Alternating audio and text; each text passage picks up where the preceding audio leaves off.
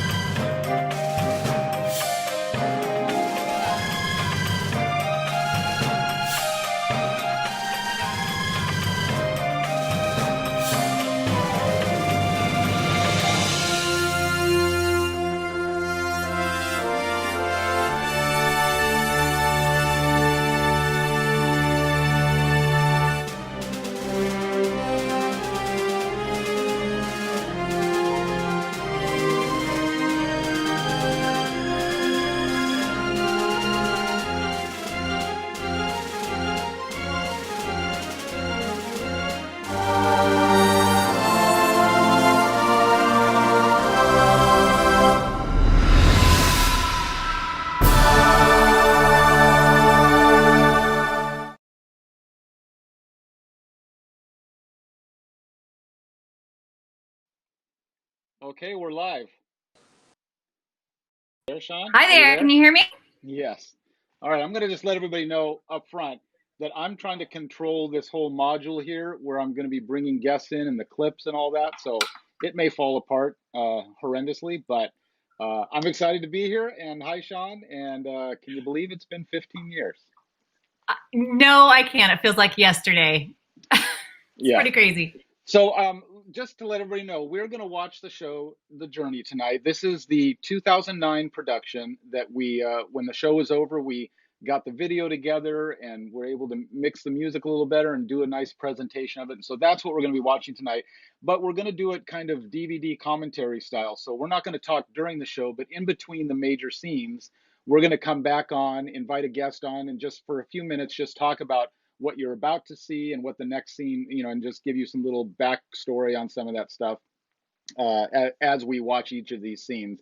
And probably the best thing we can do right now is start with the backstory of the show, which I'll just start and you can pick up. But the short version is in 2000, I wrote a song for Lindsay Wallace's album called This Baby Boy. And my idea with that song was to sort of put the whole nativity scene into one song, talk about all the characters. And about 5 years later, it just dawned on me how I'd like to take that song and expand on it. um, and in fact, I'll say that Word Music came out with a version of it that was just very Disney and orchestral and beautiful, and I just pictured it really as an animated movie. But I thought the next best thing that we could actually do is maybe do a stage show, and I came to you with the idea of expanding that song and taking all the characters in the song and breaking it out into a show. And I believe I remember the month started with an M, so it was either March or May that I came to you and said, let's write a Christmas musical and put it on in December. And Yeah, you very I, graciously said, let's do it. yeah, I went back to my journals and found an April entry saying, "Oh my gosh, I'm writing a Christmas musical." So I think it was probably March we started talking about it and really got going with it in May. Which really, I mean, that 7 months before we were going to perform it is in the terms of writing musicals. It's just unheard of. It was nuts. Right. Yeah. And it felt crazy. I mean, the first thing we did was we started working out the story. We wanted to figure out exactly what the through line was going to be and how we were going to tell the story. And part of that nativity, if you look at a nativity set, it's actually not a very accurate depiction because you always see the three wise men as part of a nativity. But truthfully, they weren't there at Jesus' birth. So it just dawned on me like we want to tell all the whole story if we can, but we have to try to make it historically accurate because I just had that in my head. And even though ultimately we have to take some liberties with that, we decided to throw in the prophets and we wanted to show the angels and figure out how to do all of this on stage. And so we're going to talk about all that tonight. But um, we could probably spend a whole 2 hours just talking about all the hurdles to getting this show done.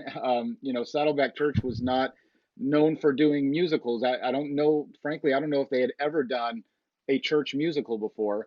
And I knew that I remember one pastor came up to me and said, this is like halfway into the rehearsal process. Hey, Tony, is this going to be embarrassing for the church? So, and I said, I don't know. But we did it, and the first night there were lines around all down the street. I think what I remember is we had to turn away around 3,000 people on the first night, and they had to go into these overflow rooms, and it was pretty great. Yeah, the estimates were about 7,000 people that first night. It was Yeah, really crazy. Yeah. So yeah, there was definitely a need and hunger there for something like this. And it was just great that the church let us try right. this big experiment. So there really is so much we can talk about behind the scenes, but I want to start getting into the show a little bit. And so this whole opening scene, I'm going to let you kind of introduce Laura, because Laura and Max are sort of our two thread characters, and they're a modern day character, a mom and a son. And talk a little bit about who Laura is. So Laura, we always had the debate: is she a single mom? Is she married? We kind of wanted to keep her open. We wanted her to be relatable to as many people as possible. But she's someone who, celebrates Christmas, but doesn't have a personal relationship with Jesus and with what Christmas is all about. And really, there's kind of an emptiness there. And her her son, like most children, are excited about Christmas and love the idea of it. And he brings her this Christmas story, and she kind of is real begrudging about that. And we know there's some kind of past with her, with a Right. bitterness maybe I, towards it. and again, because we didn't delve into her backstory, we tried to kind of show it. Just there's a point where she's unpacking Christmas decorations and she pulls out a Bible and you see her kind of look at Right. it and sort of toss it aside and leave it behind. And we Right. kind of hope that that would sort of tell a little bit of a story there. And Right. then we're also in this opening scene. We're also going to meet Mary, who obviously is 2,000 years ago, and we see her receiving that promise of a baby, and the way Mm-hmm. we decided to tie all this in was through the character of the Holy Spirit, which was really challenging for us. And we figured out that the best way we could present that, nowadays we could probably, there's a technology to do, I don't know, a hologram or, amazing puppetry or something like that. But back then, with a very little budget, I should mention, Saddleback is known for being a big church, so you assume there's a lot of budget, but there was no budget for this, really. We had to scrape to make this happen. Um, and we decided on using a dancer to kind of represent the Holy Spirit. And this way we could see Mary being visited, basically visited by the angel, being coaxed, led by the Holy Spirit. We could have Laura interact later with the Holy Spirit. You see her in this first scene kind of ignoring the Holy Spirit. And so that's who this Right. dancer is representing. And you'll see him at the beginning and at the end. And uh, that's that was the intention there. I will Yeah. say It what. definitely took Go us ahead. a full three full productions to get that part right. Right. And I'm going to show you the costuming. At first we thought, how do we create this character that like looks like the wind or fire or white fire or whatever? And we went through a lot of costumes, and I'm about to show you probably the most embarrassing part of the whole show was this one costume that came up in the first year. And let me see if I can. We did not end up using this, just so you know, but I'm just going to Well, show it to you. we didn't We use the headpiece. We used we the didn't use the rest. headpiece. Here we go. That's it right there. It's awful. Yeah, I couldn't leave it on the screen for too long. Um, okay, so just to finish this out, we also are going to meet Micah and Deborah. Micah, the prophet who predicted Jesus' birth centuries before Jesus came, and that's who we're going to really meet in this scene, this opening scene. And I'm going to show you a quick little video from Debbie and Ernie Rotino, who are the ones who played those characters, Micah and his fictional wife Deborah. And here's a little hello from them. Hi, everybody. It's Debbie and Ernie, and we're here to say hi to everybody that's part of this big gathering for the streaming of the journey. And it's exciting to look back, especially when I think about Tony. Oh my gosh, Tony twisting my arm and saying, "You have to do me a favor, and you can't say no." And with that, we were firmly part of the cast. And we had the most amazing time to be able to be there with all of you, the orchestra and everything, all the awesomeness of it. And it was something that I'll just be able to look back on with fond memories. And I will also remember that guy.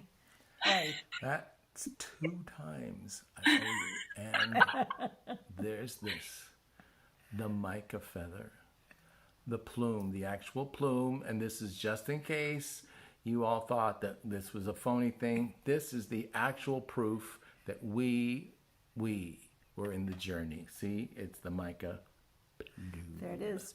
Giving you a close-up now. Okay, There. you're done. Merry Christmas.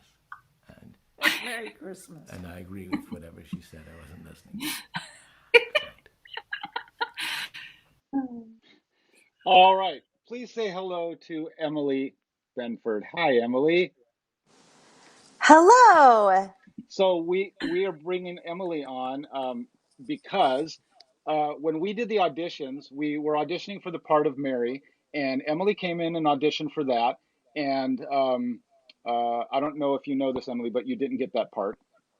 I I Yeah. oh, really? And This whole but time. we had never met before, and we were so blown away with her voice that I just knew instantly I wanted her to sing the title song. I mean the main song, "This Baby Boy," and then we also added a song at the beginning of the show for her to sing. And that's the song that you're going to see in this first opening. So before we get to the actual show, hi, Emily. And just Hi. tell us a little bit about your recollections of the show. Or Well, my recollection is I remember putting on the application, Mary, oh, I want to be in the show. I had just moved to California and started attending Saddleback. I moved from Idaho and was so excited for this. But it was really weird because I saw this narrator sings this song, This Baby Boy. I don't know, you had something written out as narrator, and I just kept thinking, this nudge of like, I kind of want to do that. So I never chose an audition song that was too musical. I remember, Sean, you mentioned that. You were like, well, you have a really nice voice, but it just doesn't fit the style. And I was like thinking in the back of my mind, like, I hope I get picked for the other song. So it was really cool that like God orchestrated that. I mean, I'm from this small farm town in Idaho, and it was a dream to sing with a choir and an orchestra. And here it is, like right there. And it was like, to this day, it was just the most magical, like, oh, I'm getting emotional. Oh my gosh, I need to stop. Anyway, it was just such an amazing experience. And I mean, those songs, like, to get to sing, I love This Baby Boy, but sorry, I'm a little partial to He Is Emmanuel. But to get to do that, you know, night after night and with people that have now become lifelong friends at a church that's been like my home church forever. I mean, obviously, I'm very grateful.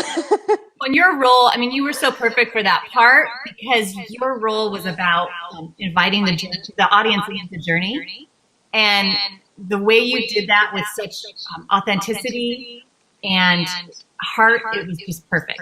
So really, Thank you. all right, Thank you. let's get into the show, guys. Here is the opening scene and the Micah and Deborah scene, and we'll be back right after that, just for a few minutes. And we'll see you then. Enjoy the show. Merry Christmas.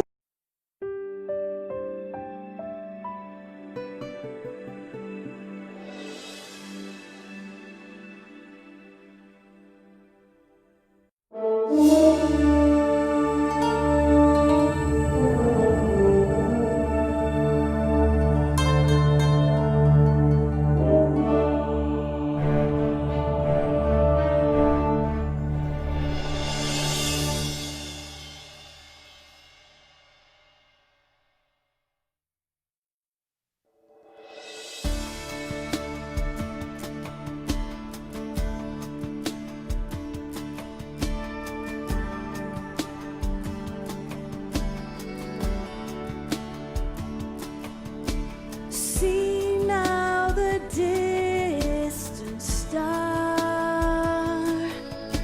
the light of the world is shining.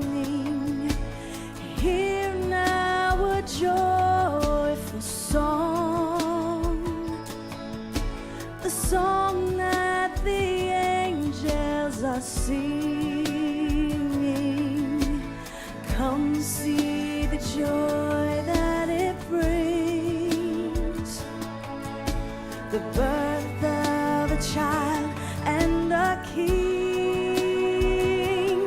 Bow before him, O Israel, Son of God, Son of Man. He is Emmanuel. Come to worship him in all his majesty, Prince of Peace, King of Hope.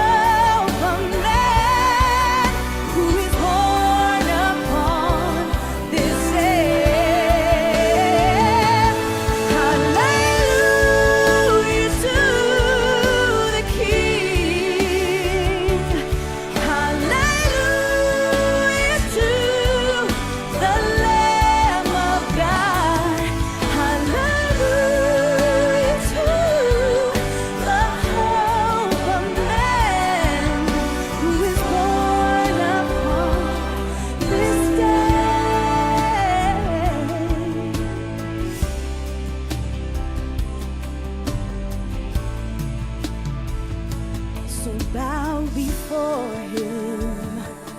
Oh, Israel, Son of God, Son of Man, he is Emmanuel.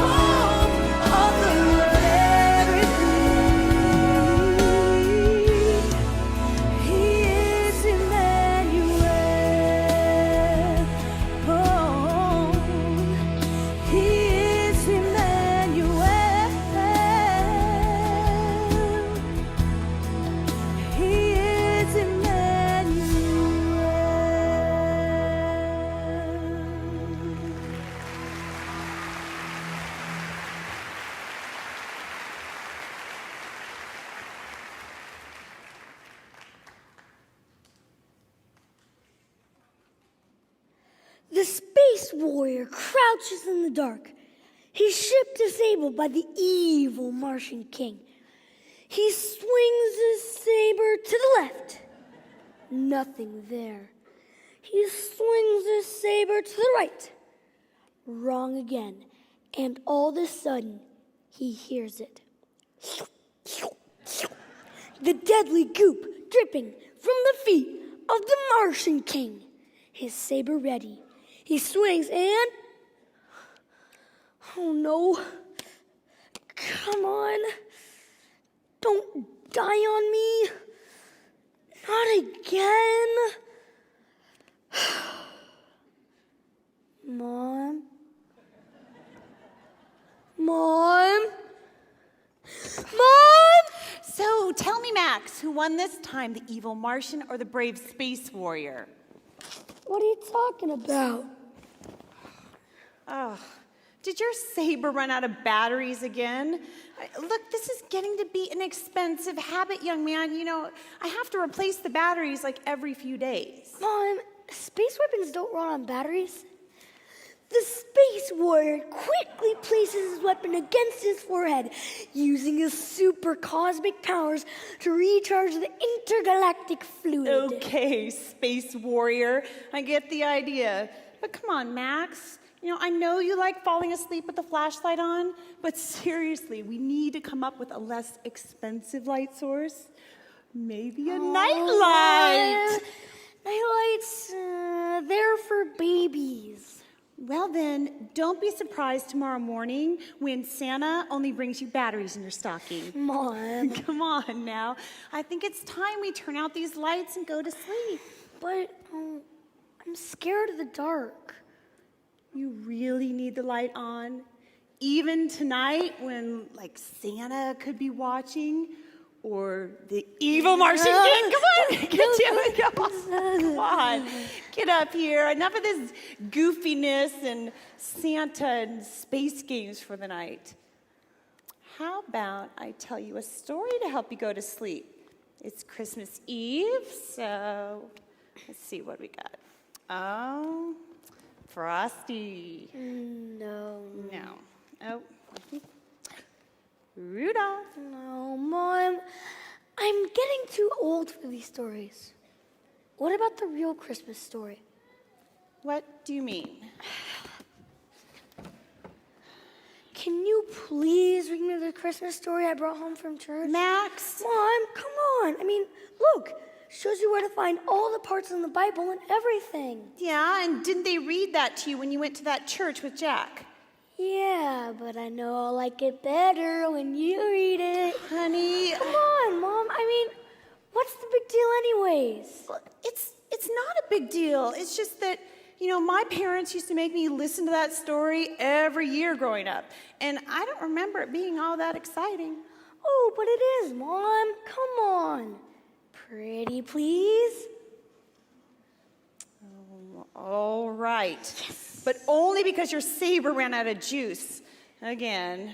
And because it is Christmas Eve. Okay. Come on. So why don't you help me remember how it starts? Well, it says here that it actually started way before Jesus was even born, when these old guys predicted that he would be born. Old guys. Yeah. Yeah, I don't remember that part of the story. Oh, it says here those old guys, they were called prophets. One of the prophets was named Micah.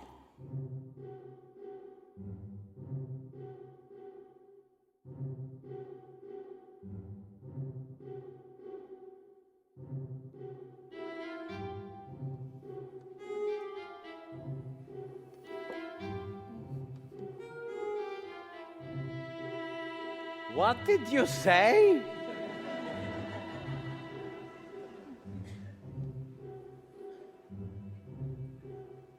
Were you saying something? What? Could you please speak a little more clearly? I'm having a little trouble hearing you. I said, don't forget to douse the light before you retire. You're liable to forget and you'll burn the place down like the last time. The last time, you say? Yeah. Oh, my goodness. You speak as if the last time were only yesterday.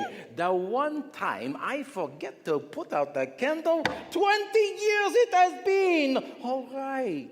So we had a little fire. But that was 20 years ago, and still you are saying the last time. It'll be 20 years plus one day you'll forget and we'll have another fire. And besides, what's so little about a fire anyway? I'd rather have a little than a lot. Oh, and hey, a little fire might add some adventure into our lives. No! Micah! And what have we to lose anyway? Only the roof over our heads. Or you'd rather have a little than a lot. Only you could think about a fire as a good thing. That's because it would be me who would be doing all of the washing, the cooking, and the cleaning. You'd just be sitting there daydreaming like you always do. Daydreaming? Deborah, this is not daydreaming. This is very important work that I am doing. Besides, Adonai is watching. He will protect us from the flames. Did you ever think that the Lord is protecting you by providing a wife like me? I have thought why the Lord has provided you many times, yes. Well, then I'll say it again. Don't forget to Douse douse the candle, yes, I remember. Oh, Don't be too long, Micah. no, I won't. We have a long day's journey tomorrow, and I need your help with all the preparations to get ready. Yes, dear. But Deborah, what do you think, I'm so glad you asked Oh, me. good. Oh, first I need you to go outside and to fix the wheel on the cart. Then I need you to feed all of the chickens. No. What do you think about my latest prophecy? I told it to Isaiah, and he laughed. Can you imagine that? You and Isaiah have been bickering for years. He gets all of the international prophecies. You get the local ones, so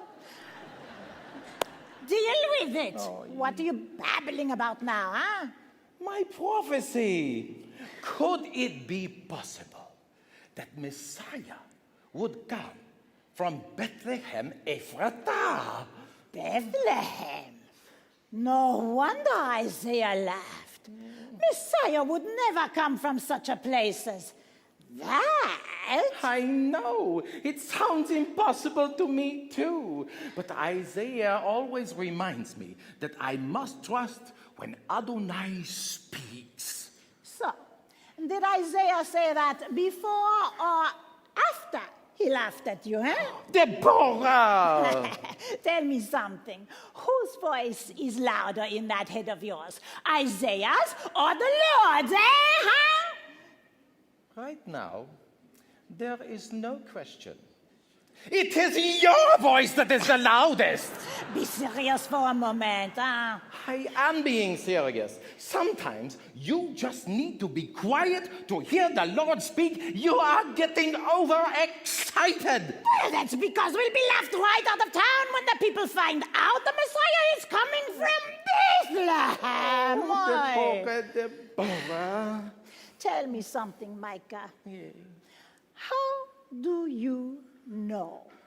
How do you know when the Lord is truly speaking to you? The Lord speaks to all of us. Not to me. Yes, to you. You just need to stop and listen.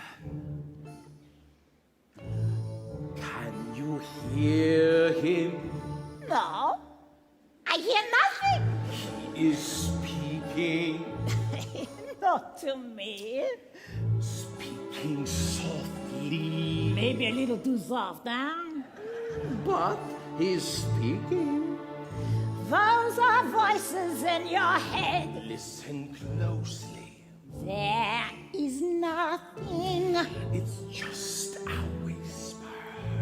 Could they speak up a little, huh? Hard to hear, yeah. Maybe impossible.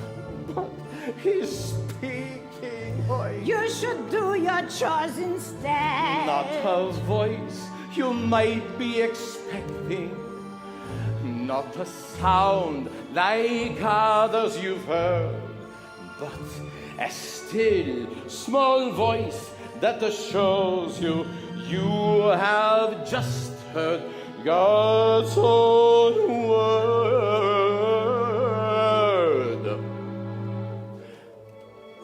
Can you hear him?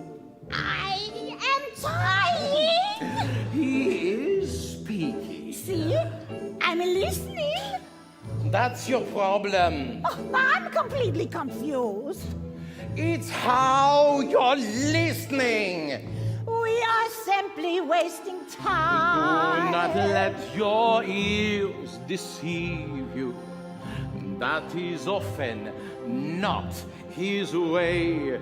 You must use your heart and mind to understand what God would say. Micah, you are such a mensch.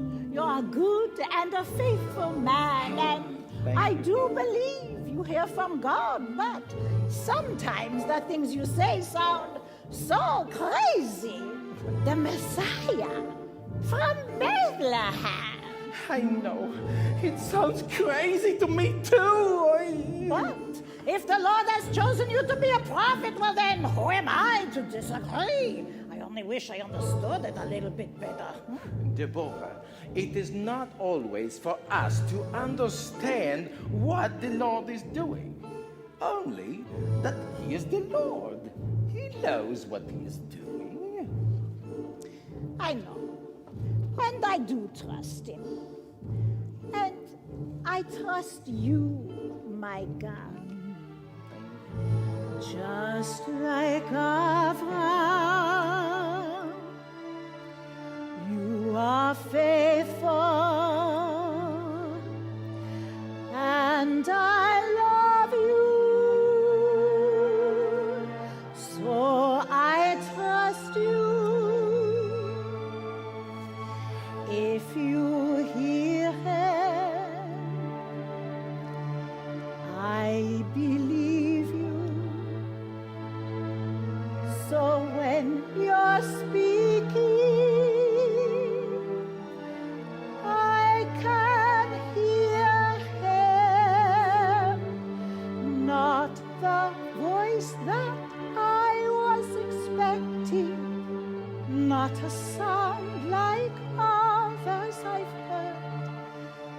It is your great faith that assures me I have just heard God's own word. Deborah, this is wonderful. It makes me that I want to dance. Come on, now dance with me. You're crazy. Yes, like this. Daga hang, daga daga boom. Arum, ba boom, ayum, atum, arum. Very good. Dum dum, yaga daga dum, dum, yaga daga daga daga. All this spinning, it's got my head me sugar high.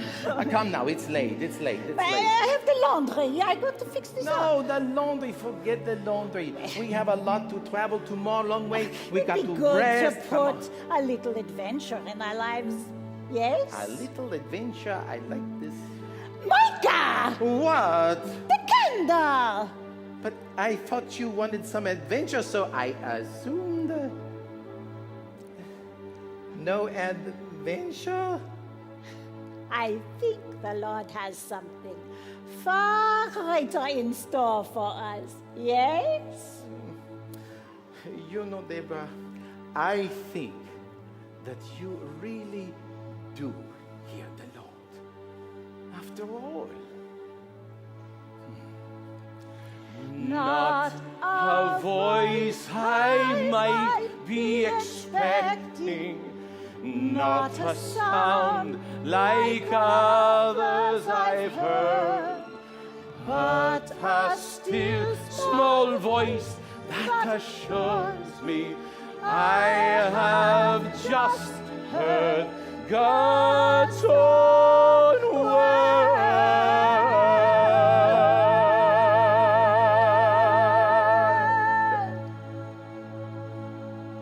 But you still need to blow out the candle.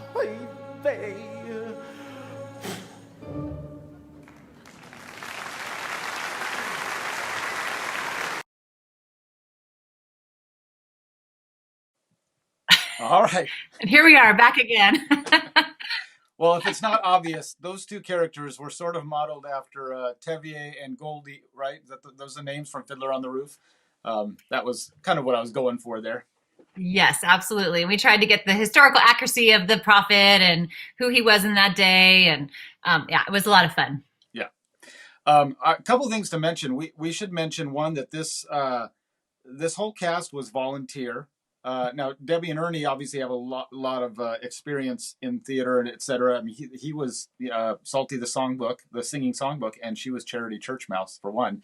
But you know, the whole cast, this whole production was volunteer driven, and it's pretty great when you consider that. You know. Yeah, and yet the talent is so phenomenal, and so many people have gone on to do just incredible things and great careers, and yeah, pretty amazing.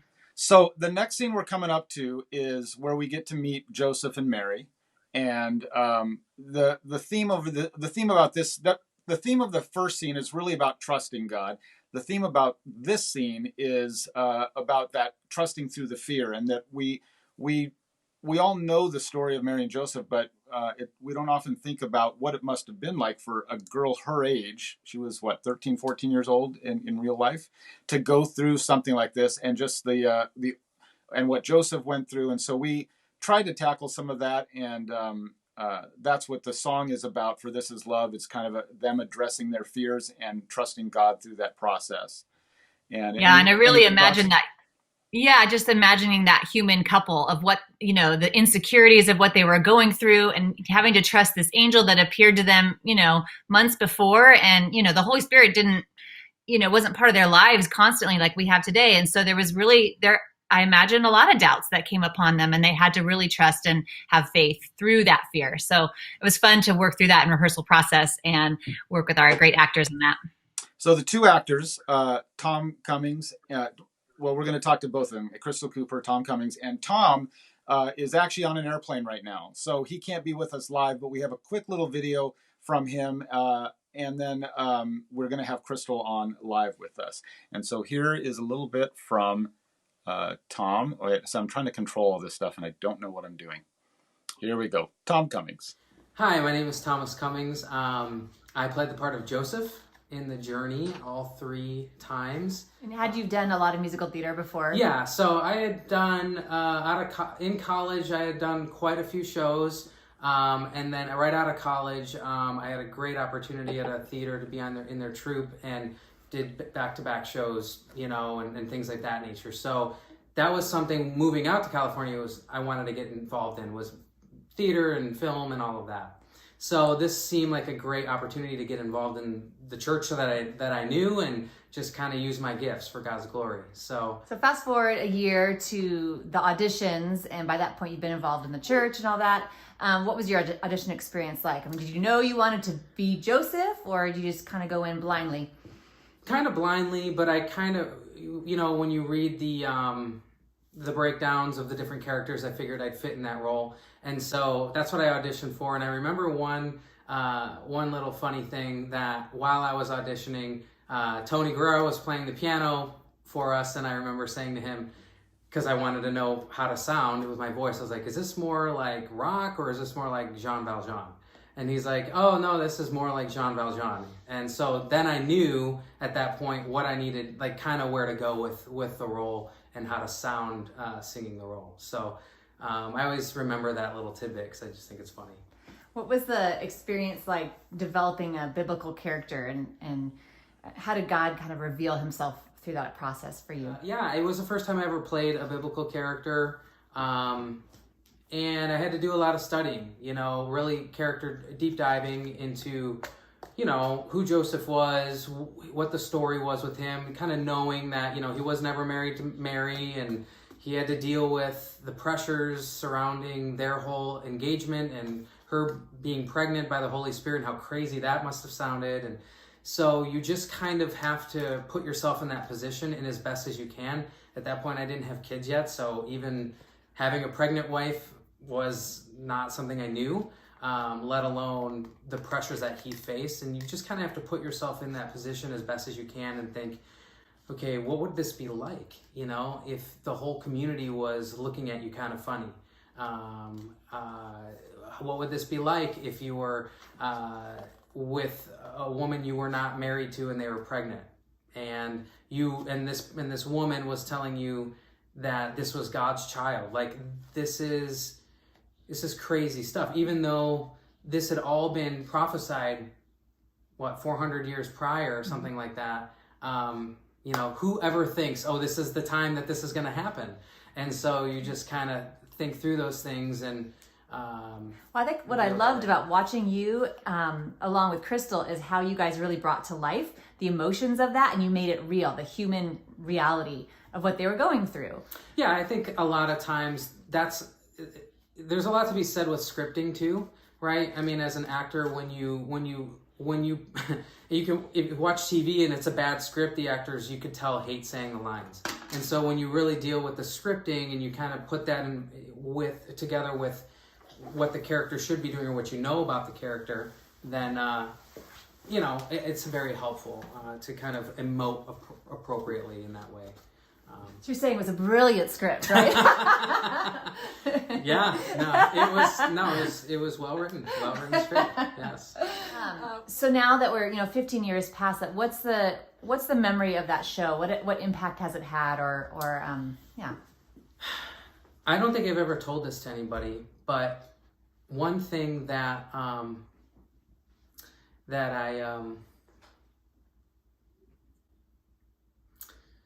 really appreciate about that show is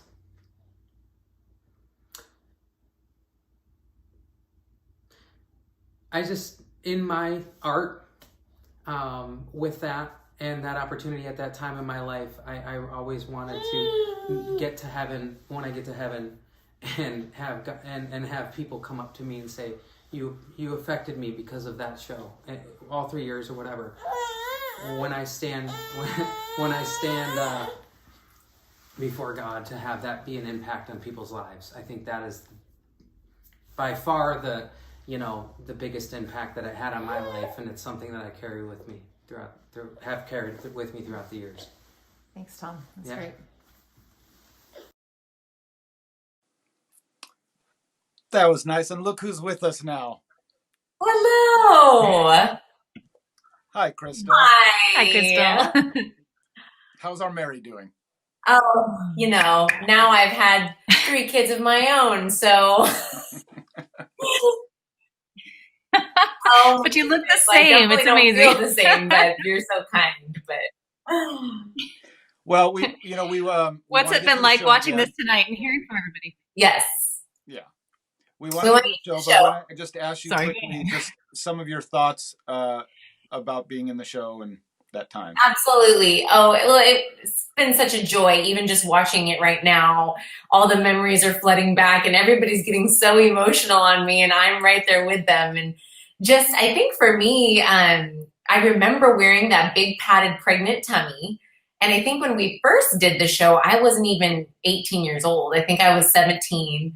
And it was such an opportunity for me. But I'm like watching it now, just laughing to myself. Like I was so clueless about motherhood, and I think I could really bring in like the young girl aspect at that point in my life. But as far as becoming a mother and let alone having it be, born in a barn, literally, and trusting the Lord in the midst of the fear and just, I just so relate with so much of this, even just through this year, thinking about this journey that it was then, it's timeless, really, the things that we tackled.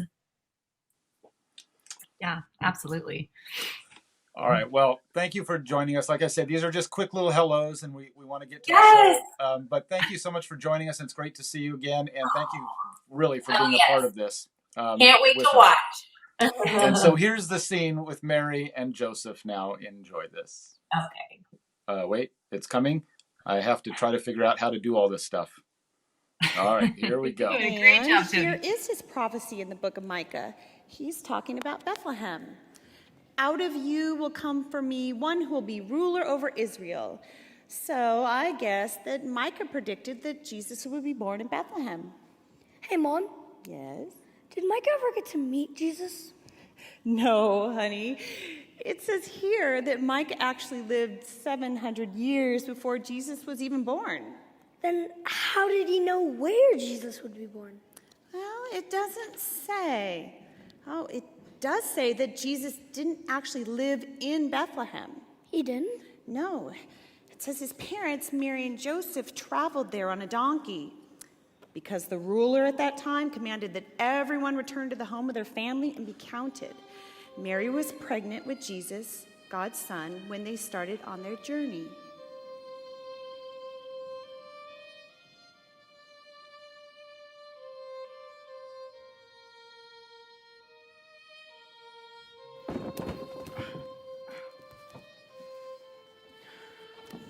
Joseph, I nearly lost my footing. What are you doing down there? Just finishing packing these blankets up. I thought you'd be done with the packing by now. No. Look, you look tired. Why don't you sit down and join me and rest for a minute? The last thing I want to do is sit on the ground. I have a better idea. Could you fold all of those blankets so we could get them packed in time to leave? All right.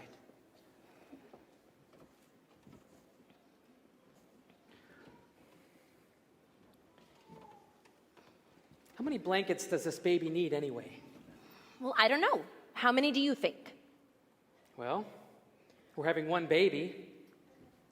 One? One? Well, what if he gets too cold? We will need at least 3 to keep him warm. And then what if he spits up on those? We'll need another 3 to replace the first ones. And I suppose we'll need some extras in case the first 3 are still dirty. And if he wets the next 3, I'd say 1 blanket isn't going to be enough. What do you think? Yeah, probably not. Here, let me pack these. No, I think I had better do it. Joseph, will you go see about the donkey? Yeah. We're going to need help carrying all these belongings. I just cannot see how we're going to do this. I can carry 2, maybe 3 bags at most, and you can carry a few of the heavier items, but that still leaves Mary, all... I'm getting the donkey for you to ride. Do you really think you're going to walk all the way to Bethlehem carrying 3 bags? Look at yourself. Well, what do you expect? We have all of these things that the baby will need, and I have to get them organized in a way that we can carry them. And then I'm supposed to worry about leaving room for me to sit? I just cannot see how we're going to make it work. This is an impossible task. Maybe you're right. Maybe we're trying to do too much here. Joseph, you are not supposed to agree with me. You are supposed to solve the problem. No, Mary. I mean it. All of this worrying is distracting us. From what? Well, from... I don't know. It just seems to me that this should be simpler somehow. Joseph, we are going to be parents of the Messiah. We have to make sure that he is properly cared for. We cannot let him be hungry or cold or hurt or... Are you listening to yourself? We're going to be the parents of the Messiah. That means that the Lord is going to take care of him better than we ever could. I don't remember the angel coming to me in that dream and telling me to pack 20 blankets just in case. But Mary, I love you. And I love this baby. I remember the angel too, but sometimes it's just so hard to focus on what he said. Everything just gets in the way. I know.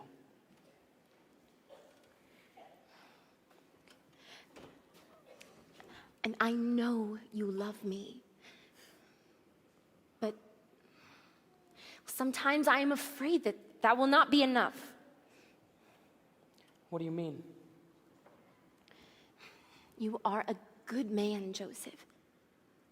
But people are talking, and the women at the well, they are always saying, well, they say that your first reaction was right, that you should have divorced me.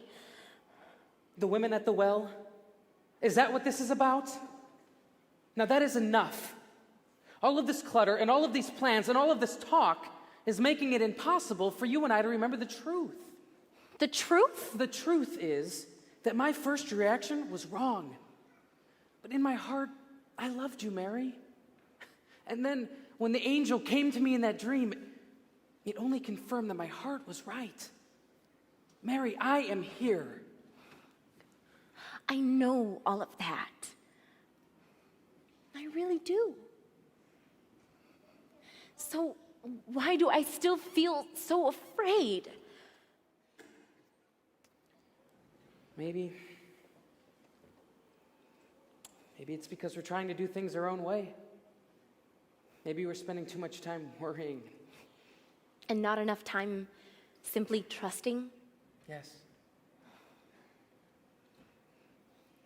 In the moment when the angel first came to me and told me of this holy child, I could feel the presence of the Lord so strongly. His calling for you and I just seemed so clear. Everything seemed to make so much sense. And now I don't know what I feel.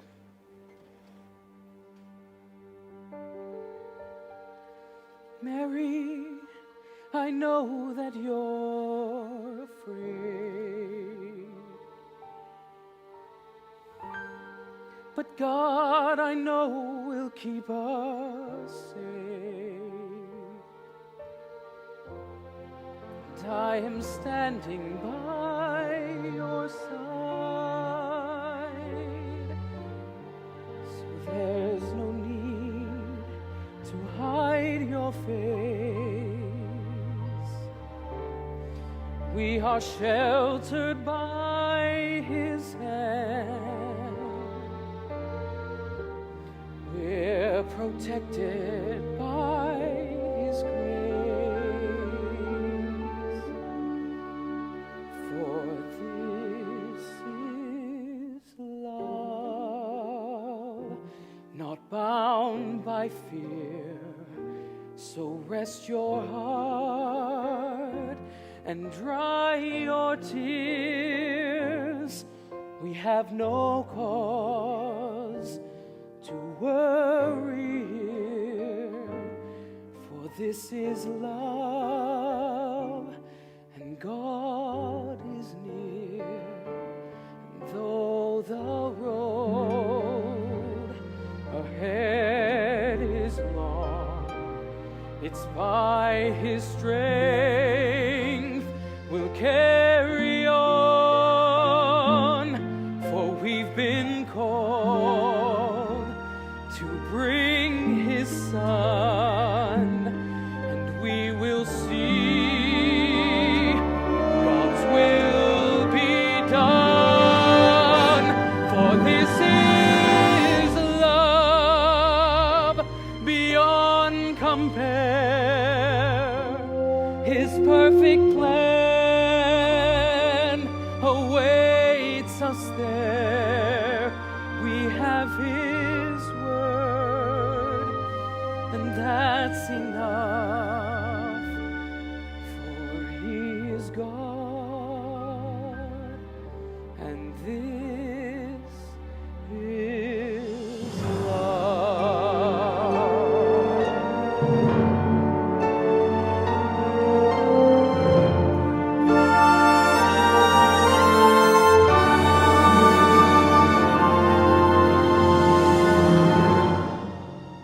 God has us in the palm of his hands, Mary. I feel like such a fool. How could I doubt for a minute that God would protect and provide for us? And I can see his strength in you, Joseph. And I can see his love. How are we to fear this gift that we've been given, when all along we've known this is a gift from heaven? With every step we take, I know that we're protected, and there is comfort here, abiding in his will.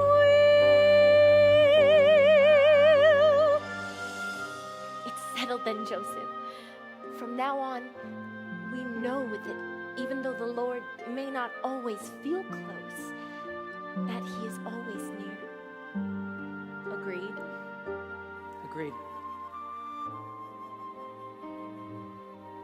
Joseph. You know, he really has given us the perfect reminder of his love. Yes. No one else in the world has the Lord quite as close as we do.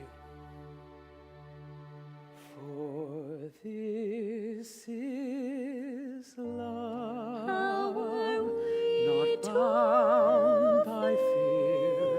So rest your heart and dry your tears. We have been called to bring his son. We will see God's will be done.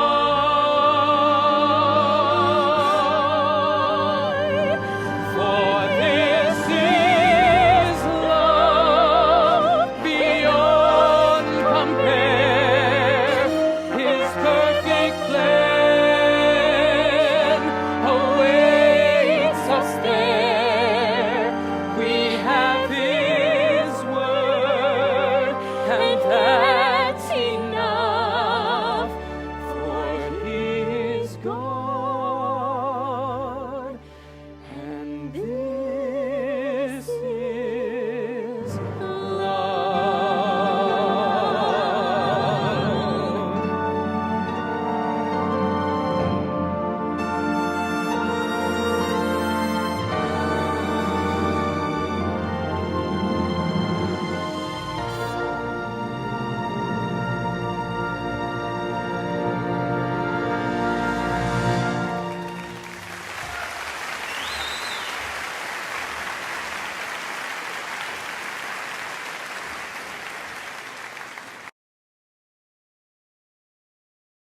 Love that part. All right. So Joseph and Mary, which brings us to our next scene, which there's a few things to discuss. And first of all, I want to just call out the orchestra. We had a whole orchestra there, and by the end of the show, there's a full choir there. And again, they didn't get a lot of recognition that night, but boy, they sure added so much to the music. And of course, the beautiful orchestrations by Bob Barrett. And it was just such a thrill to be able to hand him my songs and let him sort of bring them to life the way he did. Yeah, it really filled the room for sure. But another thing that you're definitely going to see in this next scene, and we're going to get to it really quick, is the costuming in the show, which is really evident in this next scene, which is about the Magi. And so just on the note about the costumes, we're going to just have a little 30 seconds or so from Kimberly Forbes, who she didn't design the costumes, but she put them all together, sewed them together. Is that right? Yeah, she was in charge of implementing the design. So she chose the fabric often and the details. It could not have happened without her. And our costume designer originally was Joe Kucharski, who now is what? He is now the head costume designer for the Disney Imagineers. So all those brand new costumes you see at the Star Wars land in Star Wars, he designed all of those. So he's a big deal, and was such a wonderful, humble guy to work with. And then so Kimberly worked real close with him and implemented the designs. Well, Kimberly just wanted to say hello, so here she is real quick. I'll move my finger out of the way there. Hi, this is Kimberly. I was lucky enough to have coordinated some of the most talented people to do the costuming for the journey. And a quick story, during one of the rehearsals, I sat behind Tony and Sean and was moved to tears. And the only thing that I could spit out was that he was here. Jesus was here. And this movie really brings to the forefront that Jesus really is here. And I hope that as you watch it as a believer, you have a renewed sense of his presence. And if you don't know Jesus, I hope that this movie finds you in a place to want to get to know him, and that he is here and he's present.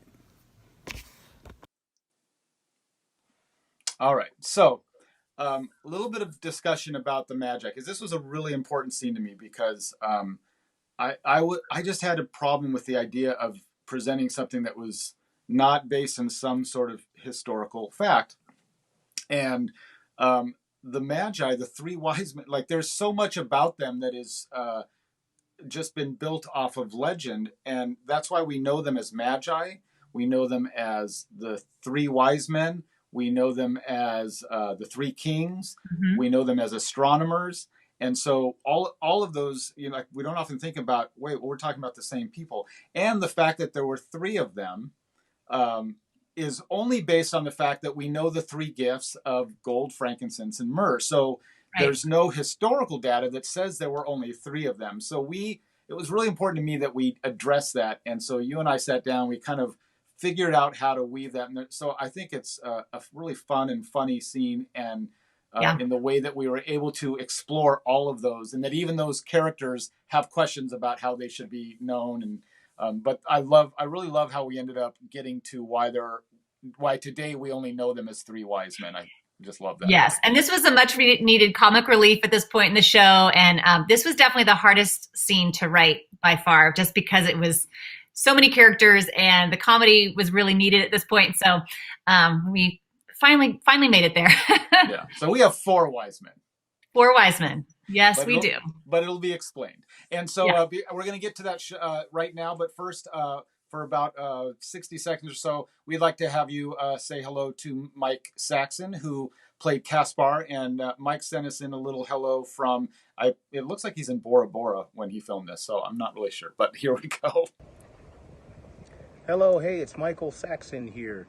I played Caspar, one of the four Magi. It was an amazing experience. I'd never been part of putting together a show of that magnitude, and I just wanted to thank everyone who trusted in me, Sean and Tony, to go ahead and try something that was outside my my comfort zone. I was touched by how many people came to me and said that that show helped them meet God in a very real way. It was just special. All right, thank you once again. God bless. Merry Christmas. All right, so here we go with the scene from that covers the Magi and all the way into King Herod. Oh, we have to talk really quickly about the camels. Oh my gosh, the Yeah. camels. So the camels were a big deal because we weren't going to use. Not only do we not have budget, but we weren't going to use live camels, of course, in our church sanctuary. So, but I just couldn't stomach the idea of the Magi just walking. So we decided to build camels, and unfortunately, I don't think there's a really perfect shot of them in this, but you'll be able to see enough of them. And what we did is we had somebody carve the heads out of styrofoam, and then they were attached to these bodies, which were big wooden bodies on wheels that we actually had somebody inside the body with a pole controlling the head of the camel, so it looked like they were moving. And then, of course, the Magi's assistants walking alongside were actually pushing the camel along while the Magi rode on top. And so I was so attached to those camels that I kept them in my garage for about 10 years after the show until we very ceremoniously threw them out. And I want to say it's important that we had the Magi come through the audience because we wanted to remind the audience that they were part of this journey too. They were going right along with us through the story. So it was a really exciting, kind of very Lion King moment as we had, they would appear all around you in the seats. And so it was pretty fun. So it's the Magi, it's King Herod, and then we'll be back right after that. Mom, if God is God, then why did he make it so hard for Mary and Joseph? I mean, wouldn't it have been a lot easier if they had a car to get to Bethlehem? Yeah, you've definitely got a point, Max. I guess sometimes we learn important things when life gets hard. Like multiplication? What? Well, my life was really hard when I had to study for this math test last week, but now I know multiplication. Brilliant. 10 years old and brilliant. So what happens next? Well, let's see. Oh, it says here that Mary and Joseph weren't the only ones preparing for a journey. Far away in the land of the East, there were people with great wisdom who were looking for Jesus. What kind of people? Well, here they're called wise men, but I remember growing up they were called Magi. And what about the space warriors? Space warriors? Yeah, they're always watching the stars or something. Oh, I think you mean astrologers. Oh. Yeah, but there's also a Christmas carol that calls them the Three Kings. This is strange.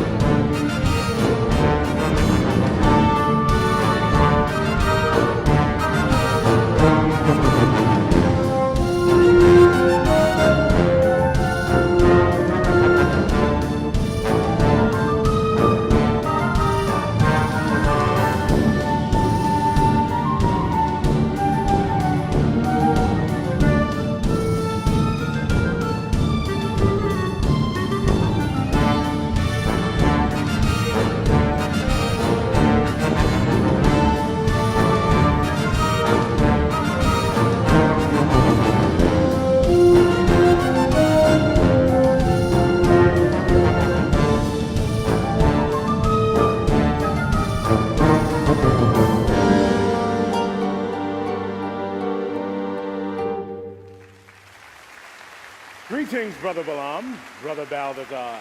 I wish to extend my warmest endearments to each of you. It has been far too long since we last met. Greetings, Brother Caspar. Brother Melchior.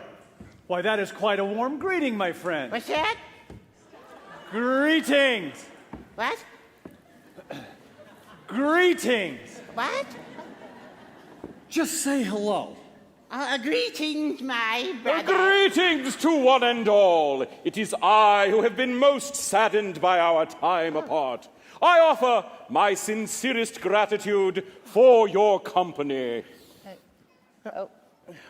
Yes, well, thank you, brother. I wish to embrace your warm salutations and, in addition, to offer you the opportunity to embrace my presence. Well, isn't that just wonderful? Let us take this opportunity to express to one another, formally, just how absolute our respect for one another truly is. No, now that is enough! Any more of this bowing and I won't be able to get up. Yes, and all this bowing and greeting is not really necessary amongst brothers, don't you agree? Not at all, Balaam. It is a necessary formality to express our very important station in life. Well, why don't you just move your station over there? So, did you bring me my coats?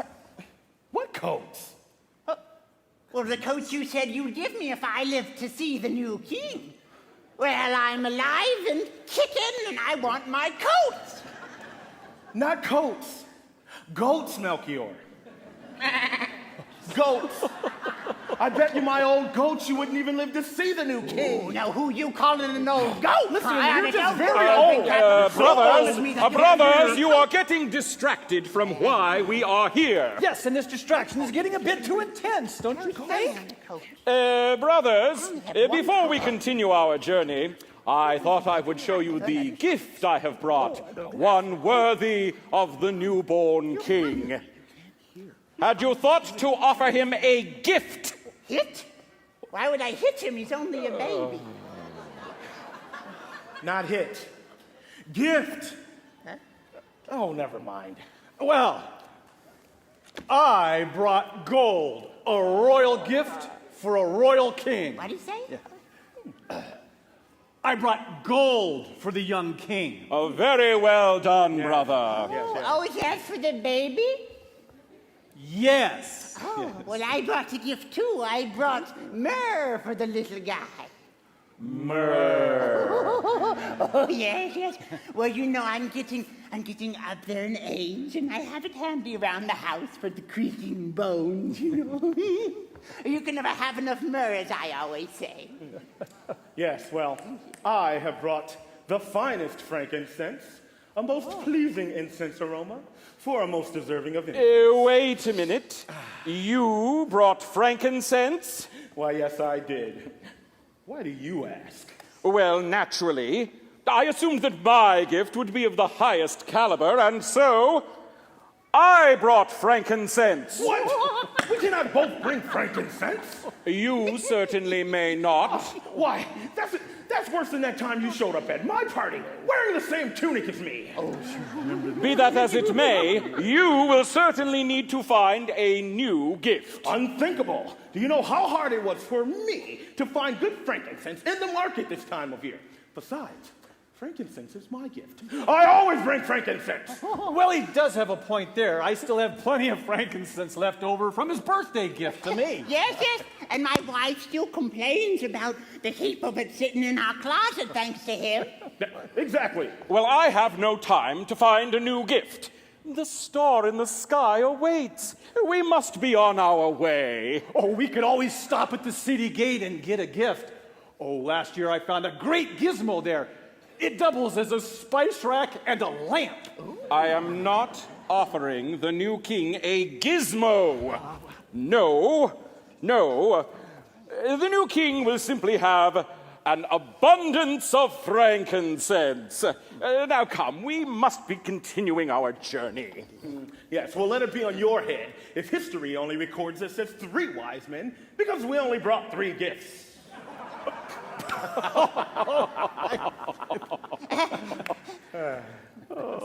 Did you just say wise men? Why, yes, wouldn't you agree, wise men? That is how we'll be known. That is how people see us. Well, but we are astrologers. It is only because we could interpret the stars that we have gotten this far. I think that's how we should be known, as astrologers. What did you say? Astrologers. Astrologers? Yes. Why do we want to be known for looking up at the stars? Brothers. Can we agree on nothing? Our titles should be royal ones. The 4 Kings of Orient. Oh, yes, or thanks to you, the 3 kings of the Orient. Very funny. Yes, yes. Well, certainly the title Magi covers it all, does it not? Our supreme talents, our royal status. We shall be known as Magi. Yes, well, we won't be known at all unless we get this caravan rolling. Let's go. Come on. Brother.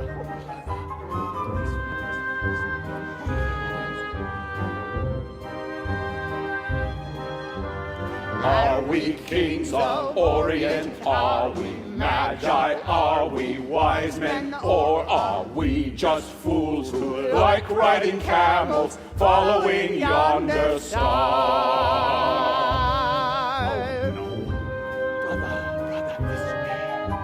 Pray the gifts we offer are welcome. Gold and frankincense. Ooh, and myrrh. All this fuss, who knew that a baby could ever cause such a stir? All we know is God has called us, not our will be done, but His. It does not matter who we are, it matters who He is.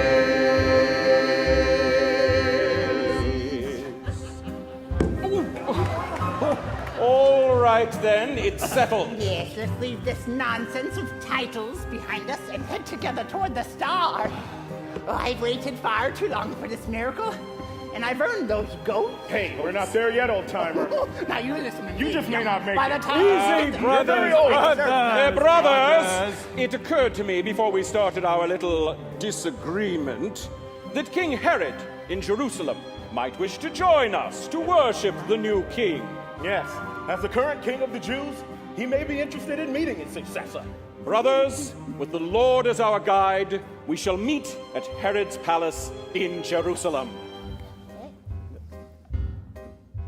Miles and miles of desert before us. Not a road you travel for fun. Still we journey ever onward, seeking the newborn son. We must stop to visit King Herod. Surely he would be in the know. He would want to offer his worship. To Jerusalem first we go. All we know is God has called us. Not our will be done, but His. It does not matter who we are. It matters who He is.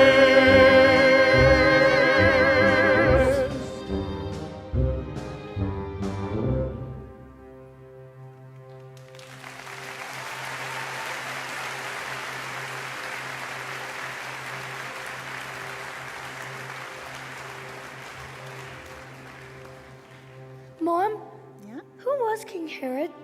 Yeah, honestly, I don't know much. I do know he was not the nicest of kings. If I remember correctly, he actually wanted to kill baby Jesus. Whoa, whoa, whoa.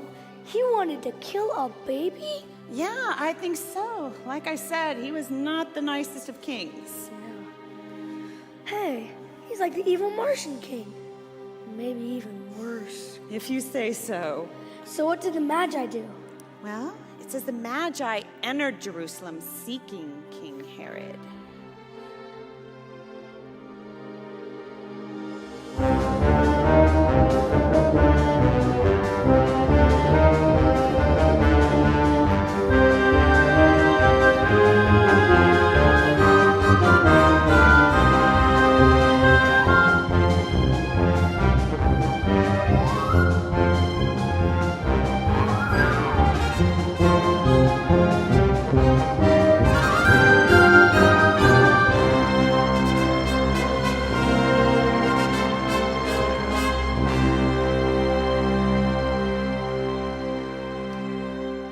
is the newborn King of the Jews? We saw his star as it rose, and we have come to worship him.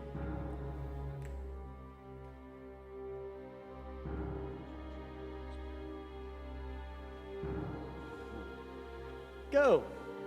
Search carefully for the child. And when you find him, be sure to come and tell me so I may go and worship him too.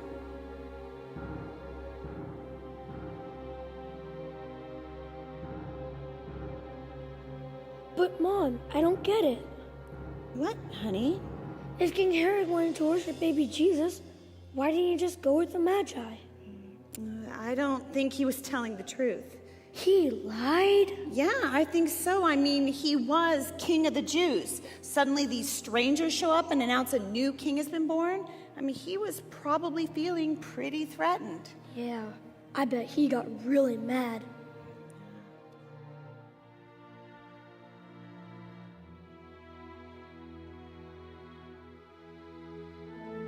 A new king. So he's finally here. After years of prophecies and predictions, I will show them.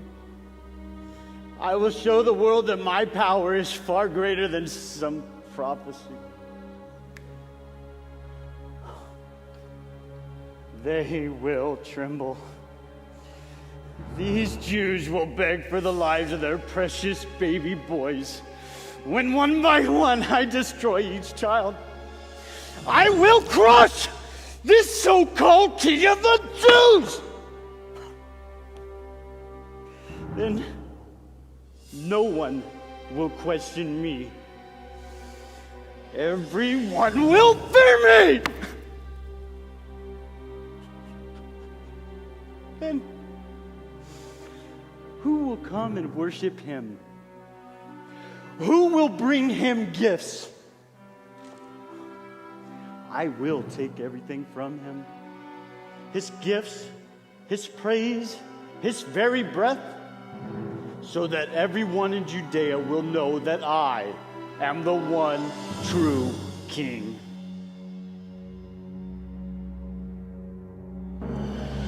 This baby boy must never see the light of day. I must do what is my will.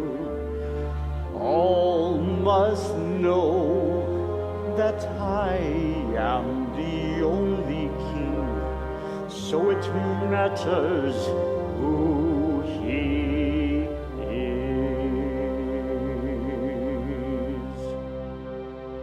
Guards, the time has come. You know what to do. This baby boy must never see the light of day. I must do what is my will.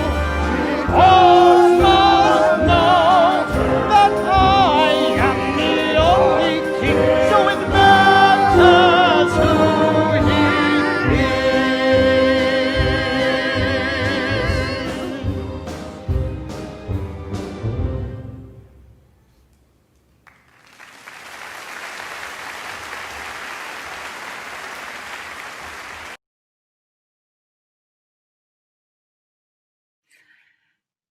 There it is. All right. That was fun. I love that might be, other than the ones that have like the poignant music that I love, that's my favorite scene. Yes, absolutely. I love that it features so many dancers. It was our big cast. We had so many great rehearsals with that huge group, and I can't tell you the amount of time they had to spend, working on all that. So it was fun. We should also mention that the young boy Max is played by Reed Harris, who, as you can tell, is just doing a fantastic job. He's probably 45 years old by now, but he did a great job with that character. Yeah, Reed's still performing. He's awesome. Yeah, and the king who played Balthazar was our set designer, Doug Marsh. Oh, that's right. Yeah. So he did all those sets. our next scene up is the shepherds and the angel, which shepherds kind of easy to portray. Angels a little more difficult, but we established that we were going to use dancers, which makes a lot of sense, and we had flags in the audience and all of that you'll see, which I think being in the audience, and I spent every night in the audience in the sound booth, and I just remember having all those flags fly by. It was kind of exciting to have the orchestra playing like that, and John Griffin's great lighting in that room. And yeah, and Bonnet Carter was our choreographer, and she sent a video. We weren't able to get it in, but she talked about, I mean, amazing amount of time it took to coordinate those dancers, and we lovingly called them our pole dancers. With right, the skill. It almost made it in the program as the pole dancers, and we caught it just in time. But the timing of the wings with the poles, and then the dancers on the stage, and then it all culminates into the angel contraption, which Jared Scheidler was our fabulous set construction lead, and we'll tell this story. The very first year, the idea was that as the angels came up to the stage, they would put their poles, their flags into this contraption without being seen, and that it would at one point they would all just come up and create this big angel. And we never quite got it right in rehearsals, and the angel didn't have a head, and we ended up trying to make this weird looking head. And I remember very specifically the very first night of the show that we did it, and we're watching 2009. The first show was in 2005. The very first night, the audience was outside, and we were holding them up from coming into the room because we had not yet tested the angel contraption. And Jared had to be under the stage, pulling a chain at the right time. It was crazy. And, that first year, it didn't look that great, but it came off, at least it happened correctly. And then yes. by 2009, we had figured out a better way to do it. And so I think what you see tonight, we used a lot more lights instead of a weird head on the angel. And the voice, by the way, was Scott Rummel, the angel voice, who many of you will recognize from a lot of movie trailers because he's like the movie trailer voice guy. And he was attending Saddleback at the time and gave us his voice as the angel. So and this actually is one of my favorite scenes because I just love watching the dance, and Bob's arrangement of my song for this, the Angel Ballet, is just so beautiful. So I want to jump ahead into that. We're going to get that show going here. Let me see. I wish I had somebody else doing this for me. I think we're ready to go, though. You ready? Here's the Angel Ballet.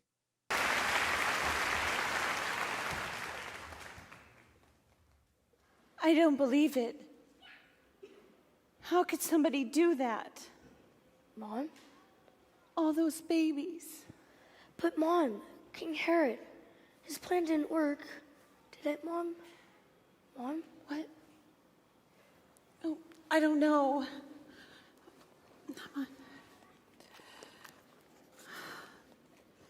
No. It says that God warned the Magi about King Herod's plot in a dream, so they returned to their countries by another route. I guess Herod didn't know how to find Jesus. Yeah. Hey, Mom? Yeah? Do you really think King Herod is as bad as the evil Martian king? He's pretty bad. I know, honey, but I think Herod was worse. Those poor, innocent children. I know. Harsh. Yeah, that's for sure. Hey, but at least we know that Herod's plan didn't work because Jesus lived, right? Mary and Joseph listened to God and took Jesus away to keep him safe. I'm glad. I hate stories with bad endings. Me too. So, let's see how this one turns out. Oh, remember the star? The one that was leading the Magi to the baby. Well, it says here that there were some shepherds out in the fields near Bethlehem that also saw something pretty amazing. She sees me. Go away.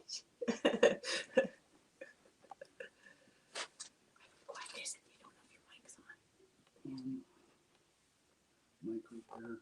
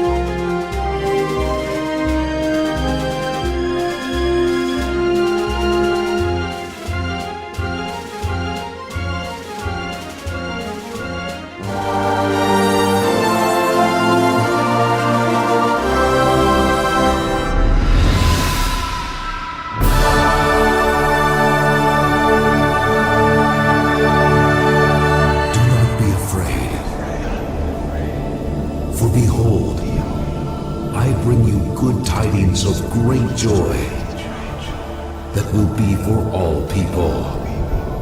For there is born to you this day in the city of David a Savior, who is Christ the Lord.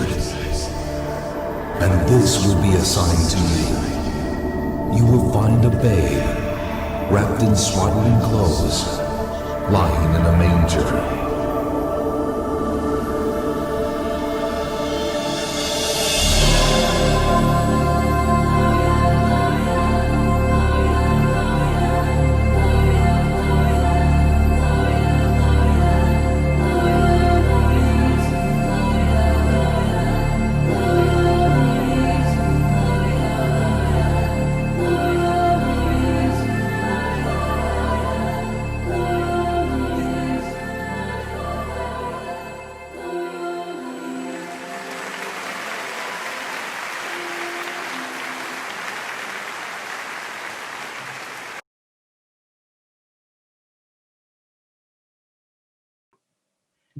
And that still gives me chills every time. Mm-hmm.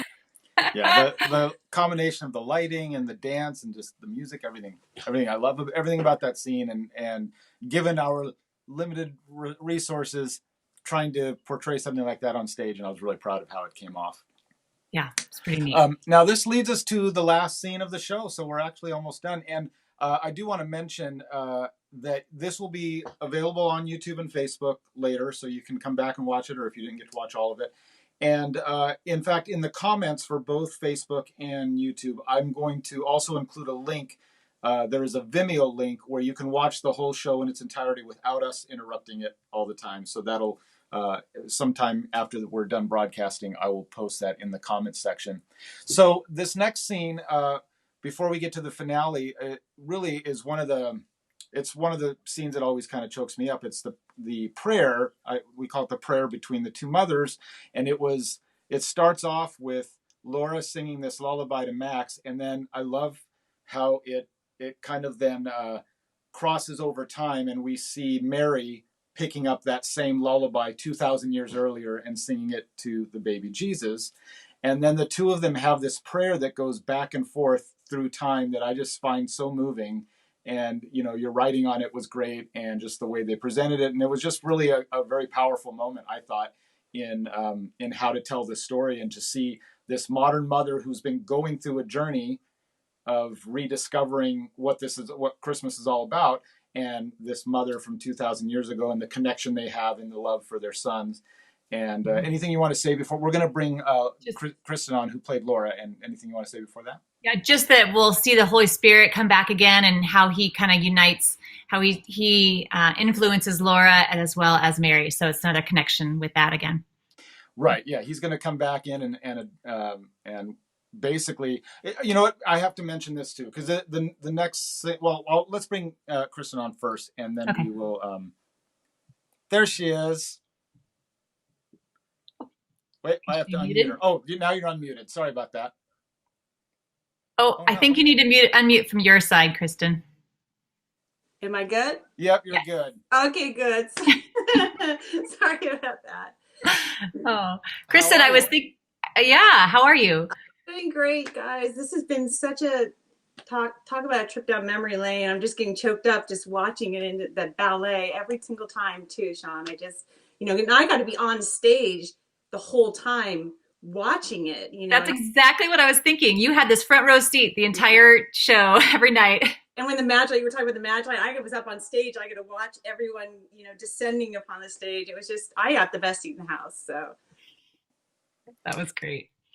Real quick, we've just been asking everybody, any quick thoughts about your memory on the show? And well, I think, like you were saying, this final scene is just one of the most profound moments I've ever had on stage, and with Sean's amazing writing. And at the time, Sean and I both were parents to young children, and it was deeply personal to me, but also just like you were saying about 2,000 years earlier, there was a mother that was going through the same struggles as a modern day mother, the doubts, the fears, the insecurities that you weren't doing enough. You're not trusting in God that he will provide and guide you as a parent. And just the blending of the two, it made Mary more than just a figure. I think it made her real. Like, she was a real mother going through these struggles the same ways that Laura was. And it was, like I said, one of the most amazing moments. And to see the effect the scene had on the audience was just purely the biggest blessing I've ever had in my life, truly. And so thank you guys for letting me be a part of it. It means a lot. Thank you. Well, the other part of this scene we're about to see is after the lullaby and after the prayer, we come into the final scene, which is the Nativity. And this is where all these characters come together. And the title, The Journey, really comes from the idea that all these characters, the Magi, like, they all had their journey to the stable, basically. And we wanted for Laura to have that same journey. And so we again had to think about, how do we get Laura there? And it was again using the Holy Spirit to be able to cross through time and basically bring you to the Nativity as sort of the culmination of your journey. But one of the little, I call it an Easter egg that I like to point out on this scene is we asked the cast to not really acknowledge you or Max, or you will also see Micah and Deborah getting to the Nativity as well. And the idea is that they're visiting the Nativity through time. They're not actually there. And so the idea was that the cast couldn't really acknowledge that they were there. It was just sort of this thing where just like the audience is now in that space, so are these characters in that space. And that was sort of the idea there. And of course, the song is This Baby Boy, which is sort of where the whole show started. And I do want to also add or ask everybody who's watching, first of all, thank you for watching, to please sit through the credits, because there's a lot of names, and usually we get up and leave during the credits, but there's a lot of names, and it's really the only way we can acknowledge all of the people who volunteered to make this happen is to just let their names roll by. And you're going to hear a song that was written that I wrote after the journey, because a couple years later, Rick Warren said, let's tell the rest of the story. And that's what that song was. It was basically after the Nativity, after the birth of Christ, what's the rest of the story of Christmas? And the rest of the story is how much he loves you.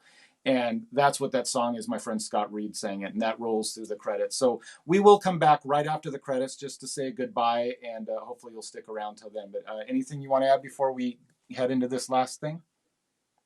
Nope, I think you said it all. Kristen? You said it. No, the only thing that I must say about this show was I was the only one who didn't get a cool costume. I was in a sweater, and I got to watch everyone else get. What's funny is as I was amazing costumes, and I got nothing. I was looking through all the materials for this, and there's a whole folder of photos of all the costumes, including yours, and it's like colorful costume, sweatpants, colorful costume, colorful costume. So, all right, great to see you. Thank you for joining us. Good to see you guys. Merry Christmas. Merry Christmas. Thank you. And here is the lullaby, the prayer, and then the finale to the journey with This Baby Boy. Oh, use my other finger. So I guess the shepherds had no other choice but to head for Bethlehem. Yeah, I bet they ran there. I mean, if those were just God's angels, they probably couldn't wait to meet God himself. You're probably right. Hey, Mom. Yeah? What do you think Jesus looked like? Did he look like a normal baby, or was he glowing or something? I bet Mary and Joseph must have been so proud, and they probably couldn't sleep because of the bright star over their head. Speaking of sleep, I think it's time you close your own eyes. Oh, but I'm not tired. Come on, lie down. Fine. But Mom, yes, you didn't finish the story. Well, tomorrow is Christmas. Why don't we finish the real Christmas story on Christmas Day? Okay. Okay. Come on. Night.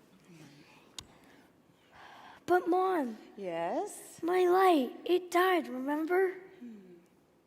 Why don't you try imagining the light from the star?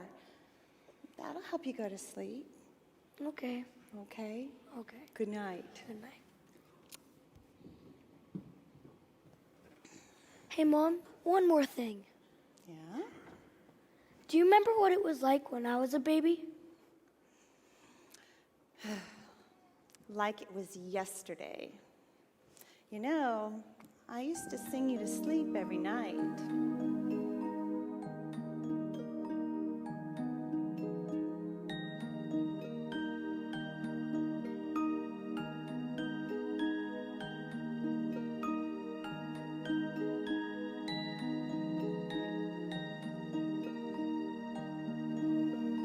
Little child, it's time to sleep. Tomorrow we'll keep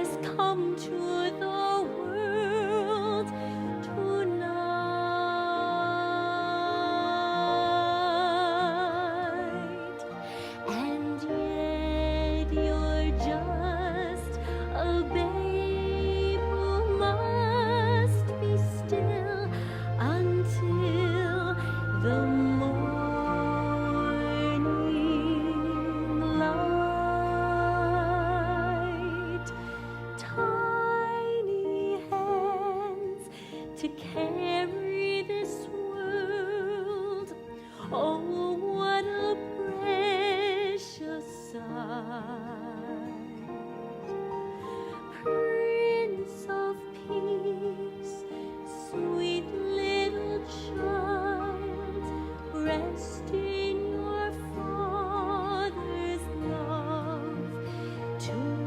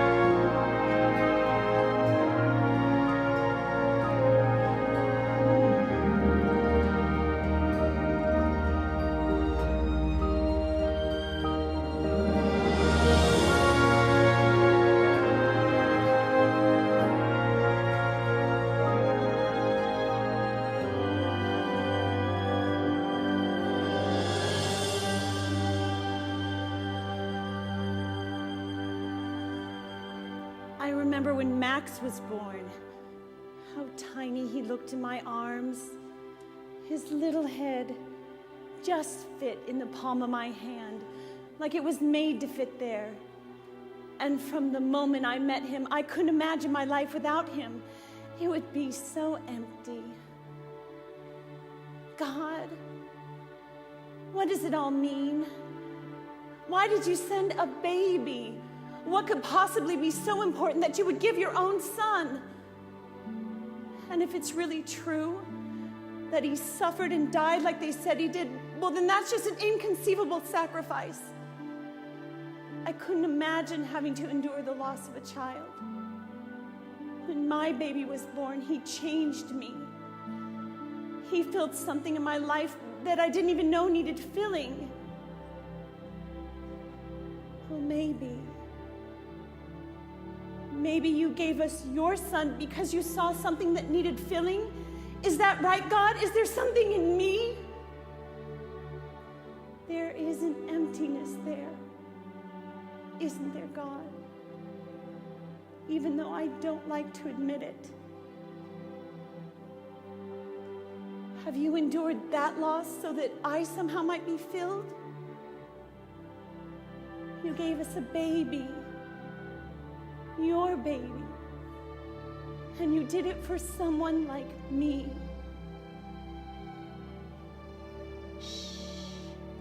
There. Angels and prophecies and a baby born to be king. A story for a child. Angels and prophecies and a baby born to be king. Nothing is impossible for God. God, I remember you from a long time ago. When I was a child, back then I never questioned your story. I was excited about the possibilities. Forgive me for losing sight of your story, God. I should have known that you could provide in impossible ways. Why can't I see you as my child sees you? As a God who can do amazing miracles, who can change lives. God, I want to know you as my child knows you. As a father who lives. I've made so many mistakes. I've had moments of weakness. I've said things. Done things that are unacceptable. I am not worthy. I am not worthy. Am I?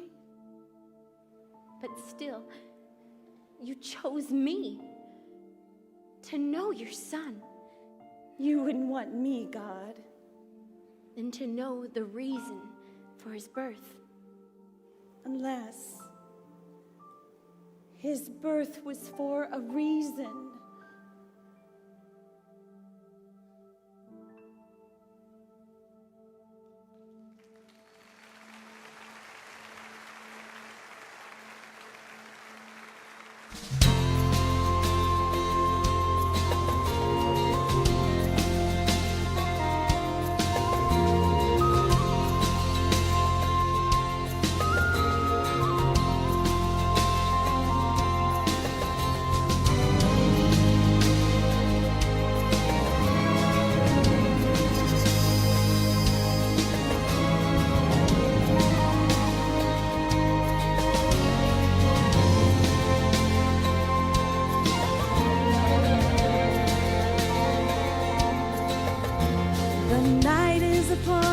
peace and everything still.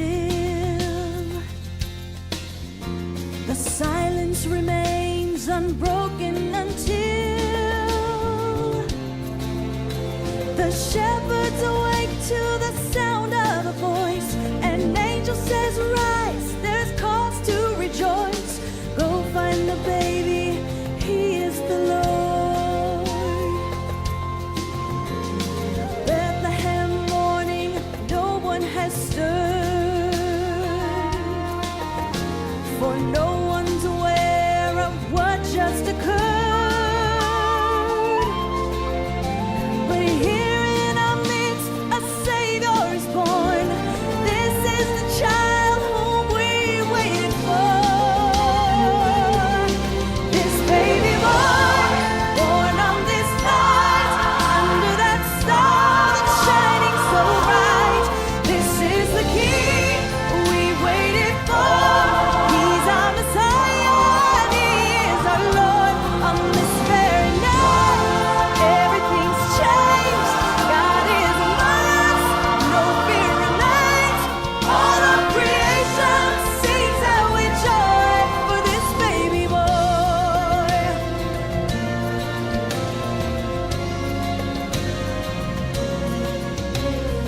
Wise men begin their journey tonight.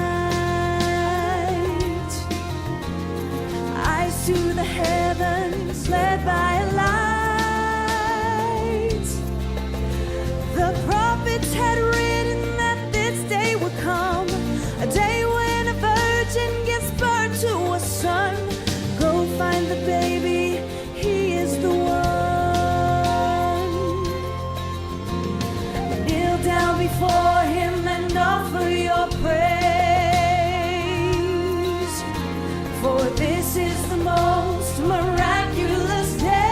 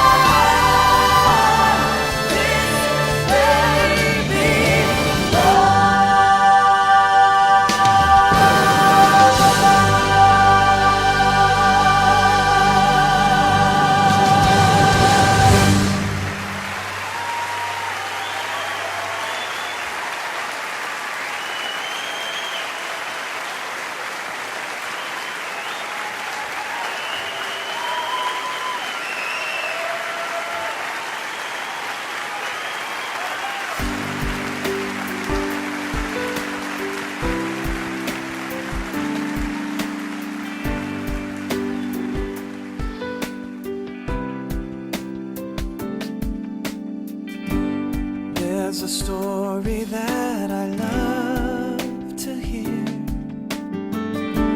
about a baby born this time of year,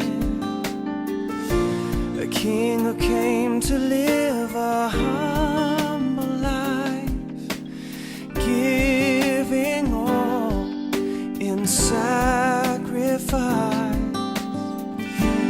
Royal men who travel from afar, guided by the brightest evening star. Shepherds waking to an angel voice, the Savior's come, it's time, rejoice. But the rest of the story is how much he loves you, how much he wants a place in your heart. Though the season will go, it will leave us with hope, it will bring us his glory. That's the rest of the story.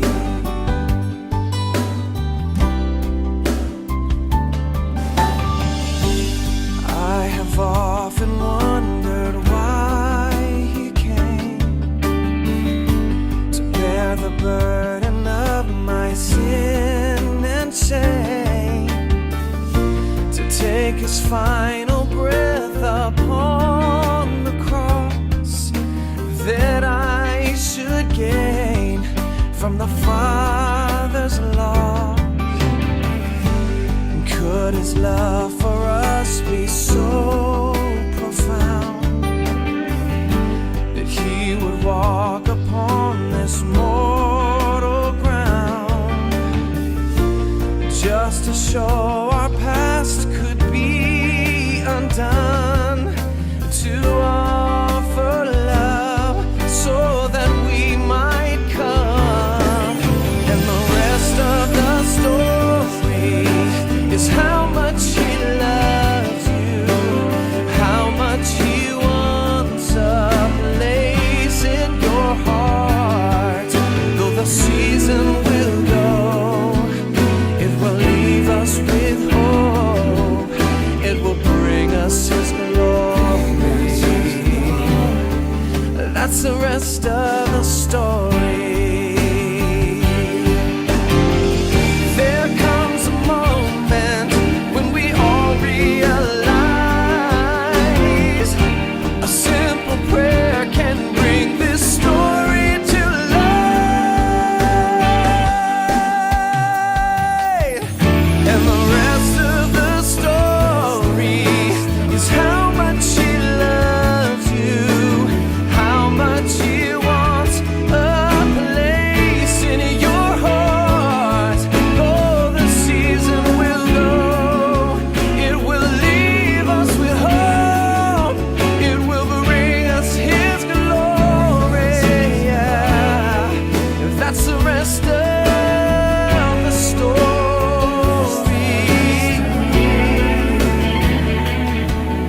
It will bring us his glory. That's the rest of the story.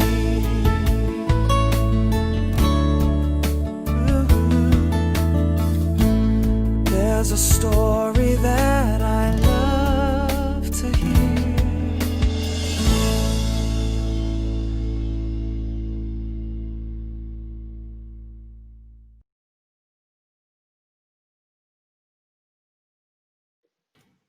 Well, that was it.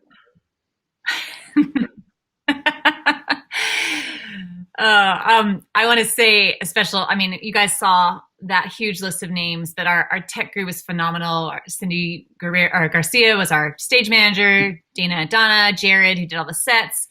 Really, it was such a huge, I mean, hundreds and hundreds of people were involved in that, from every choir member, orchestra member. So it was a labor of love for many years at Saddleback, and it changed my life in so many ways. And I loved working with you, Tony. Just absolutely one of the highlights for sure in my career. So Same for me. I feel that I love that I get to be reminded of this every year. because it was a really special time. And same thing, I love doing this with you. And somebody Emily mentioned this really should be an animated movie, and that was my original intention. And just to let people know, Sean and I actually went to some meetings in Hollywood and discussed this with a couple of studio types, and it never happened. But it's still kind of out there as something we'd love to see happen. So Yeah. we'll see. But churches around the world have performed it now, which has been just Right. crazy to watch and see it really around the country and around the world. And so that's just thrilling for us. Yeah, for sure. I got to go see. I know you and I went to a small little regional theater and saw it. Like, I mean, they must have had like a $20 budget, and it was so great to see it in that setting.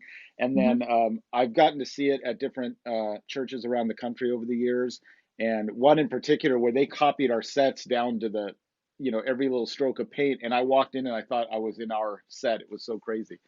But that's just been a real blessing to be able to do that. It's been a while, but boy, when I got to do that, it was just great. So Yeah, awesome. just to remind everybody, these streams will be up, and they will live here, and you can come back and check this out if you didn't get to watch all of it. And again, check the comments in both Facebook and YouTube, and I will put the Vimeo link up, which is just the show itself without us interjecting and talking in between scenes. So anything you want to say as we close out? Oh, I do need to thank Tim Ellis, who is the one who set me up with this whole platform we've been broadcasting with, where I'm able to have guests and titles and switch scenes and all that. So thank you, Tim, for that. Thank you very much. Anything else, Sean? Merry Christmas. Merry Christmas, everybody. Thank you so much for watching. And I guess that's it. We're just going to sign off now.